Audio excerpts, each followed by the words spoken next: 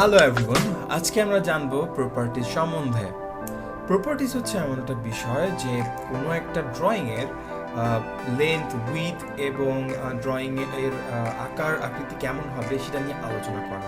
এখানে প্রপার্টিজে কোনো লাইন বা কোনো জিনিসের কালার নিয়েও কিন্তু আলোচনা করা হয়।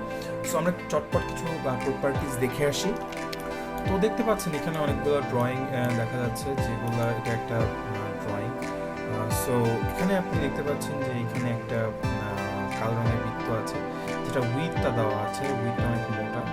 নর্মাল লাইনগুলো সাধারণত এরকম চিকন হয়, বাট এইটার উইথটা মোটা এবং এটার একদম একটা কন্টিনিউয়াস লাইন, এখানে কোনো ব্রেকিং নাই। এটা একটা কন্টিনিউয়াস লাইন আছে, কিন্তু আমরা যখন পরেরটা দেখছি, পরে যে বৃত্তের যে লাইনটা, সেটার কালারটা ডিফারেন্ট এবং এটা আপনার ড্যাশ ড্যাশ টাইপের। আপনি যদি জুম করবেন দেখতে পাচ্ছেন যে একটা থেকে একটা বৃত্তের মাঝখানে একটা ছোট একটা গ্যাপ রয়েছে। এটা কন্টিনিউয়াস লাইন, এটা ডটেড একটা লাইন। আমরা পরেরটা যদি যাই, এইটার থেকে আপনার এটা কিন্তু অনেক কম, মানে একটু পাতলা বা একটু চিকন। এটা 40 mm এর মতো আছে এবং এটাতে ট্রিপল ডটের একটা দেখা যাচ্ছে। তো এই যে একটা ভেরিয়েশন আছে, ঠিক আছে, এটাকেই সাধারণত প্রপার্টিজ বলা হয়ে থাকে।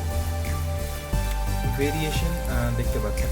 এখানে আরেকটা জিনিস দেখেন যে আমি এখানে তিন ধরনের লাইন এঁকেছি। যেমন এটা একটা সিঙ্গেল লাইন, আমি এটা কালারটা চেঞ্জ করে দিয়েছি, এটা রেড কালার।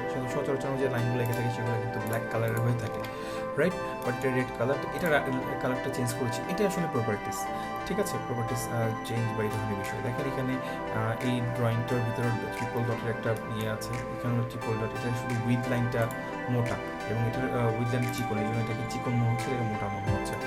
ইভেন আপনি যদি এটাকে ফলো আপ করেন, দেখেন এখানে যে আমরা যে বক্সটা এসে দেখতে চারকোনা বক্সের মনে হচ্ছে, বাট যখন আমি লাইনটা জুমিং করছি, লাইনের ভিতরে ছোটো ছোটো কাজ দেখতে পাচ্ছেন, ছোটো ছোটো কাজ দেখা যাচ্ছে কিন্তু।